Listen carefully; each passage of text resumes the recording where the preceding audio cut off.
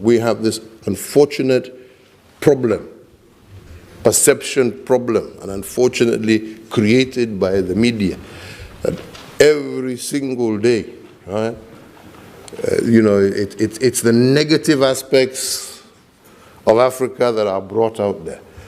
I keep telling people, sometimes, you watch news, which I've stopped watching, because, and you find Al Jazeera, CNN, Sky, BBC, whichever one you flip to. So they're talking about something that has happened in Rwanda, in South Sudan, in Ethiopia, in Somalia. My friends, sometimes even as far away as Nigeria on the other side of the continent. And then when the guy is signing off, this is John White reporting from Nairobi, Kenya. I like.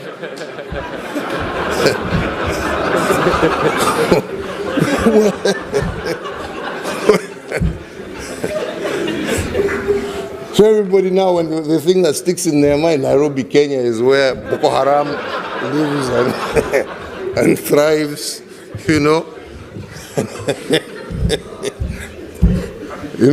is where there is hunger and starvation, is where there is, I don't know, because the only is Nairobi, reporting from Nairobi, Kenya. The story is forgotten, it's just Nairobi, Kenya. So, I'd like people to appreciate that as much as we seek African unity, but each country is unique. My fellow Africans, the time is now to come together and to fight against colonial power. Talking about fight, I don't mean using gun, bombs. We don't need to use violence to fight against colonial power. I'm talking about unity. Our unity is our strength. Our unity is our weapon against colonial power.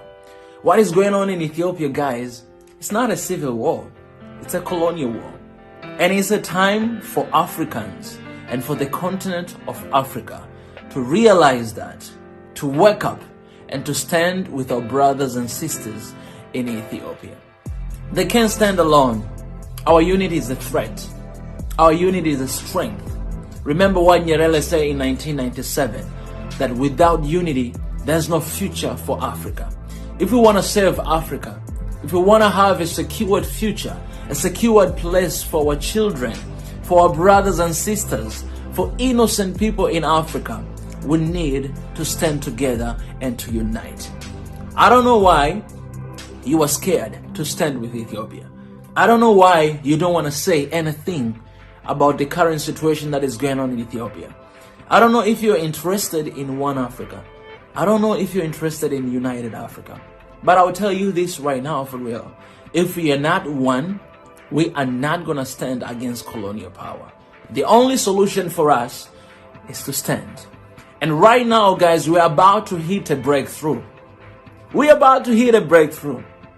I don't know, some of you, it take a long time to understand.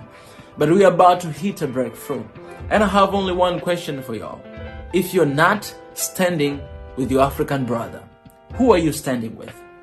If you're not standing with Ethiopia right now, who are you standing with? If you're not supporting the Ethiopian government, the government that has been elected democratically with the people of Ethiopia, who are you standing with? If your neighbor is not at peace, you can never be at peace. Remember when Egypt went running, Sisi went running to Trump and was like, we need to stop Ethiopia. And there's been so many, the African Union tried to intervene, the United Nations tried to intervene, Washington tried to intervene, where they all went. The prime minister didn't go of Ethiopia though, but they all went there. And then Trump released a statement where he was like, Egypt could bomb the Grand Renaissance Dam in Ethiopia. And there was this whole messaging, beloveds.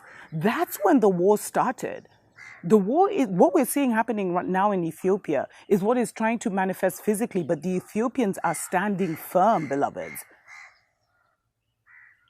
You know, there's so much information out there.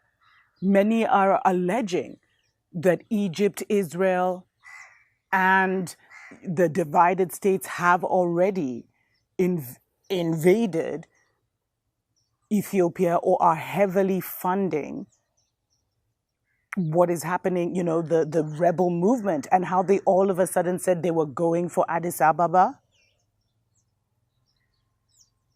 And the reason that people are even suspecting this is because there's been so many articles. I'm telling you guys, beloveds, we live in a mental world. This should show you. There was a Bloomberg article where they were talking about how the US needs to intervene in Ethiopia and send troops in. There was another article which was saying, you know, Israel needs to reach out to the rebels because somehow they have some kind of connection, and convince the rebels to stand down or to enter some kind of negotiation with Ethiopia. We are witnessing the invasion of Ethiopia, and I'm going to talk about the spiritual dimensions and what I see happening in the next episode, beloveds. But that is exactly what we're witnessing, and it's been a narrative war. And Ethiopia is not standing down. And beloveds, Prime Minister Abiy Ahmed gave all of us the hints. He you know, because when he was re-elected this year, what his main message to the Ethiopian people is that he was going to stand firm and protect the sovereignty of Ethiopia. And that basically, you know, why would he say that if there's no imminent threat, beloveds? And there's something very spiritual to what is happening. And let me leave that for the other show. He hinted, he told us. Because you see, who's in Ethiopia right now? Only the Ethiopians.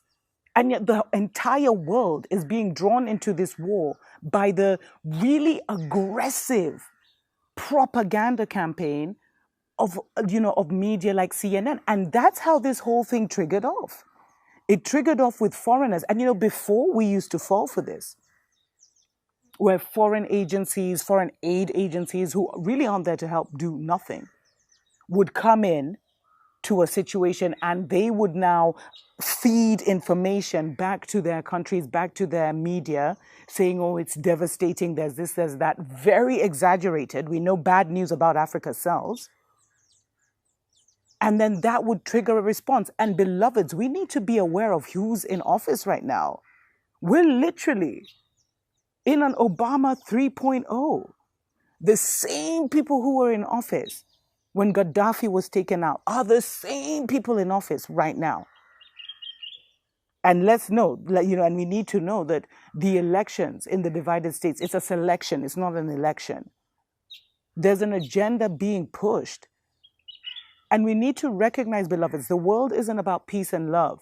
Anyone who says they're bringing you peace and love, or peace, they don't even talk about love, but anyone who says they want to bring peace to your nation is there to destabilize it. And Ethiopia overstands this, beloveds. They've not been standing down. And you see, if the narrative war unravels, then there's no way that Babylon can stand and do what they're trying to do to Ethiopia, and it won't work. So as much as we need to pray for Ethiopia, put our petitions between them, you know, to the Most High for Ethiopia, we need to also reject the narrative war. And that's why, beloveds, I've been talking about how critical it was, and it is, for us to have our own narrative.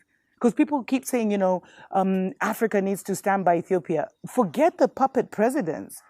Africa isn't even getting the real story of what's happening in Ethiopia, because the media is controlled by Babylon. And that's how they're able to do this. They're not able to do this if they don't have the ears of the world. Ethiopia is in a narrative war.